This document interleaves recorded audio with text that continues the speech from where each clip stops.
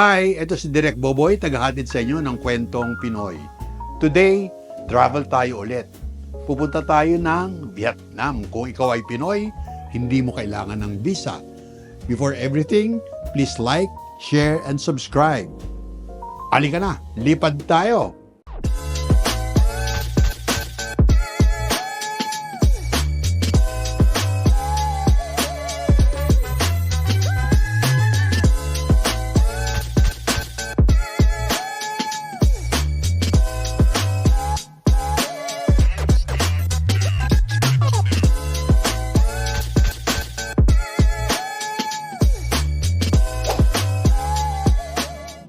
Mula Manila, lilipad tayo ng Hanoi.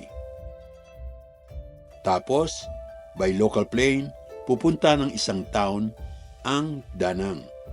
From there, kotse papunta sa Hoi An. Bakit sa Hoi An?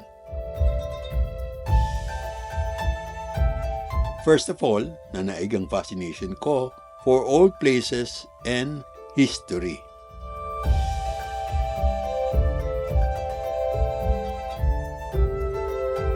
Second, Instagrammable ang lugar at pwede kong magamit sa aking pictorial. And third, syempre, the best, food tripping.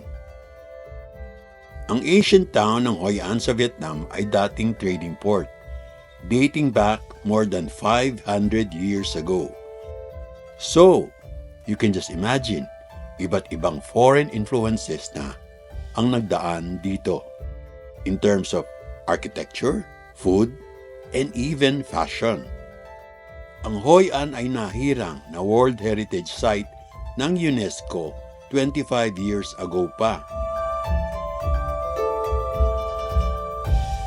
Ito ang Hoi An sa gabi. Tuwing full moon, meron silang lantern festival dito kung saan naghahanda sila ng mga prutas at mga insenso. Pero hindi na namin inabutan. Okay lang, para namang merry festival dito araw-araw.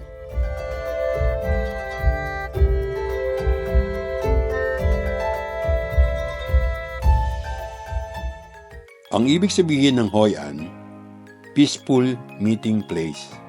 Talaga naman, kahit na naglipa na ang mga turista, para pa rin napakatahimik. Pwede kang mag-kayak o magbisikleta to go to different points in Hoi An. Pero kami, lakad-lakad lang. Kaya pa naman ng tuhod. Pero ito, nagpa-foot massage para mapawi ang pagod. Kasama ko si Mrs. si Gia at isang kaibigang Pinay, si Kat, na pumunta sa Hoi An. Nagtagpo kami dito ng isang Vietnamese, si Trin. Dati naming kaklase ni Kat sa AIM. Pareho po silang mas hamak na bata kaysa sa akin.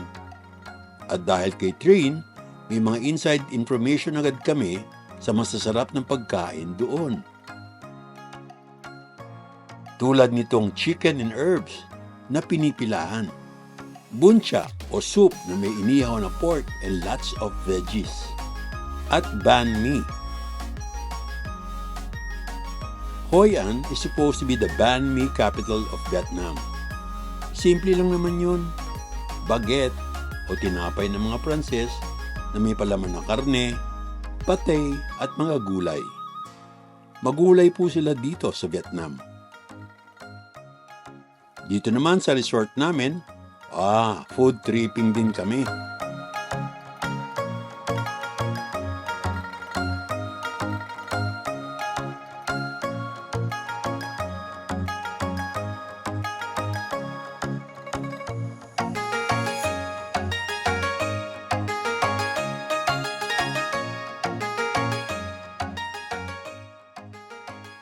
Ito naman, sa may sidewalk malapit sa aming tirahan, Ban Sio o crispy wrap with veggies and meat. Tinuruan ako ng tindera kung paano kumain. Wow!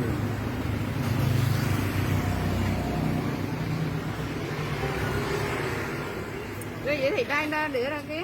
No, no. No, not hot. Rồi vậy thì ra đây đó.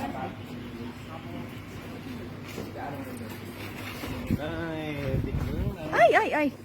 Oh, here's the skewers. Wow.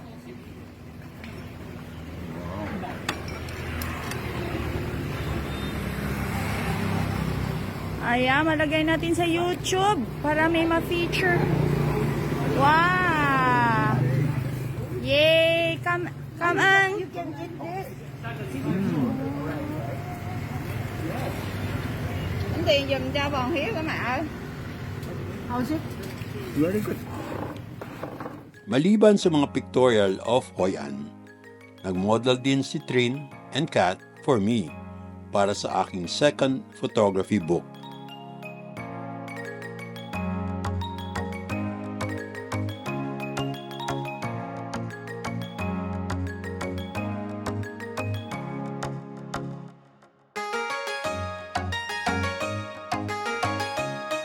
Maraming murang bilihin sa Hoi An. Kaya nakapamili kami ng mga pasalubong tulad nitong mga paper lanterns.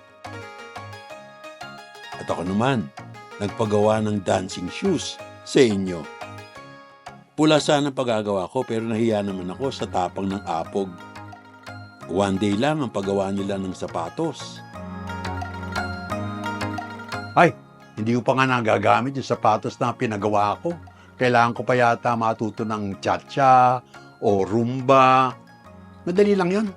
There are more sights to see and art to experience. Please comment below saan nyo tayo gustong pumunta o ano ang gusto nyong makita. Halika, puntahan natin. Until next time, see you!